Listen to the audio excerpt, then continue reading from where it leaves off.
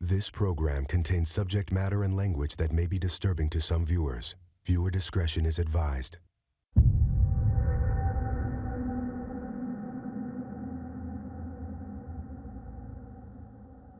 Good morning, princess. Besos. Besito for nanas. My name is Sandra. I'm 43 years old and I live in Denver, Colorado. So I'm married to Jose just about 20 years now. I have 6 children. I was blessed with good babies, so I kept having more. She'd always make moments feel special. My mom always did put kids first. My mom was always very involved in my school with PTA, getting parties set up. She would always come to field trips with my sister and me, so she was always involved with us in school. I think my mom today is a completely different person. She's kind of everything that I never thought she would be.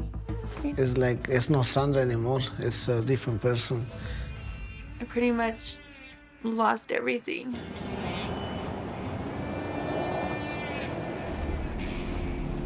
I'm addicted to heroin. I don't know where Sandra's getting her money for her drugs because she doesn't work. She hasn't worked for maybe 2 years. I'm so tired of waking up and first thing that I have to figure out is how I'm gonna get my fix for the day, how am I gonna get my money for the day. If the drugs don't kill my daughter, her being out on the street will. Not in a million years did I think that my mother would be addicted and that this would be her life.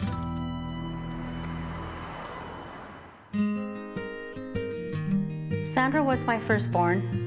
We loved playing with her and taking her to parks. She was happy, very friendly. I had a great childhood. In high school, I was pretty popular. I loved school in general. Not so much the work, but the social part of it. When I was 16 years old, I found out I was pregnant. Sandra had to quit school when Alexis was a baby. I just remember being overwhelmed with just the need of being responsible. My dad told me if I didn't, then I could no longer see him. Everyone thought I was crazy for getting married at such a young age, but I didn't see any other way. I knew that I wanted Alexis to have her dad in her life. Their marriage didn't last. They were very young. If it would have been up to me, she would have not been married. I was married a whole 10 months. I remember being terrified. I felt like I let my parents down.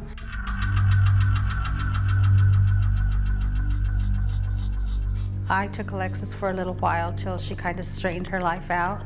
It didn't take too long because she loved Alexis and didn't want to miss any time with her. He stepped in and took care of my older 2 children and ended up getting married.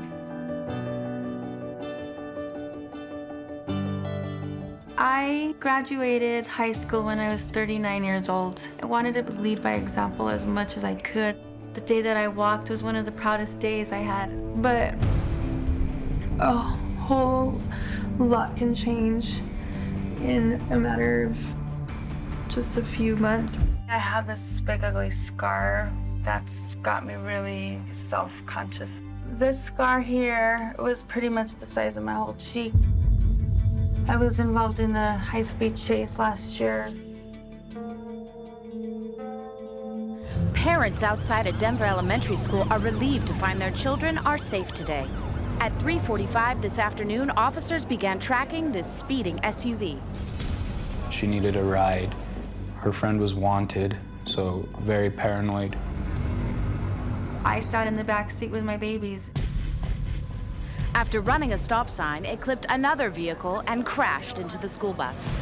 The bus then slammed into a tree. With 39 kids on board, my babies and I were in the back seat. Israel was unconscious for hours. Emily was all scratched up. We were all freaking out. And I just remember not knowing if he's gonna live or if he's gonna die. And that I caused this and that it's my fault. She lost custody of the children, but she still continues to use. She has not seen her smaller children for 5 months. So this morning I used about a 1/4 gram.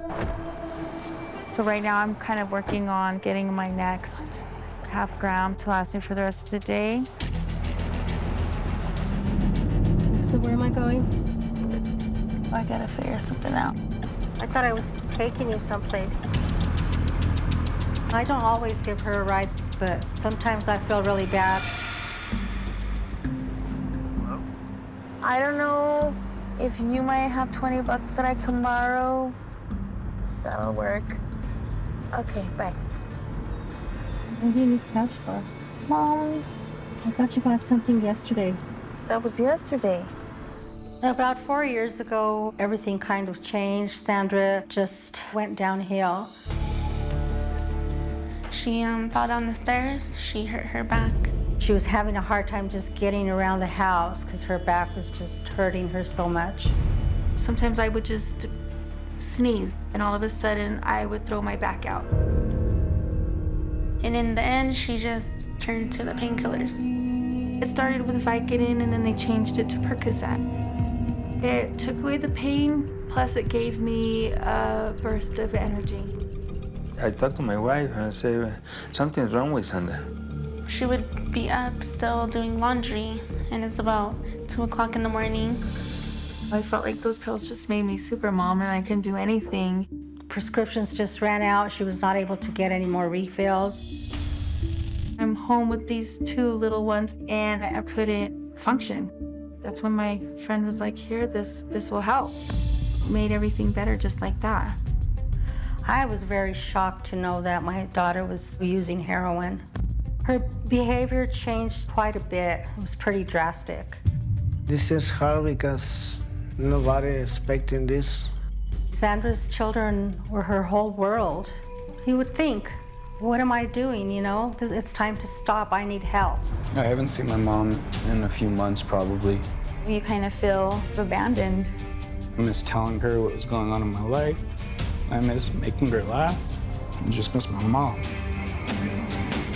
The last couple hours, I've just been trying to track down some money. I feel good now. I just need to make sure that I'm always ready for tomorrow. Hopefully everything goes through as planned. As a last resort, I have traded, sex for drugs or for money. But I do make sure that it has to be the right situation. They are turning onto our street. I'm very nervous. I'm shaking.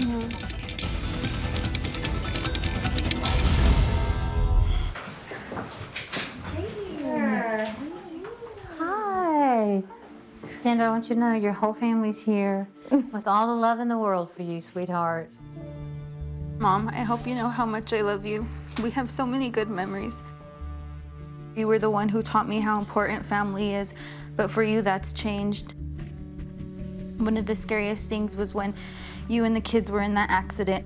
Seeing my little brother lying lifeless with a neck brace is something I can't forget.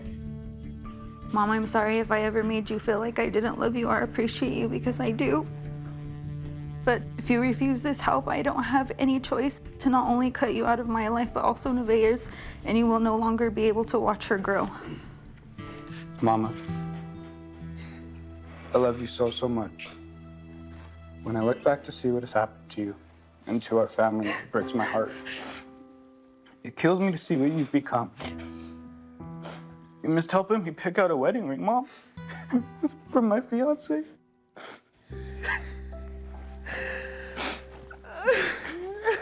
You missed Mother's Day. You missed my birthday. If you continue down this path, you will no longer be part of my future. Mom, my whole childhood growing up was something special.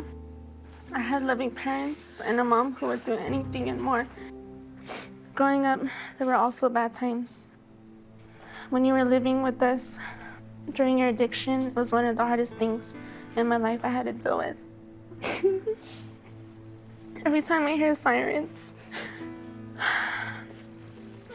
I think of you and I just pray to God that you're okay. If you don't change your life, I will move on.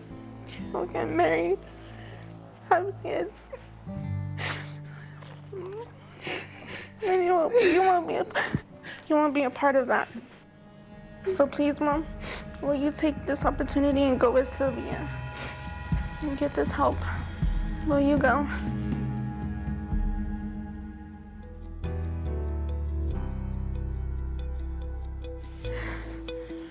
Yes. How wonderful.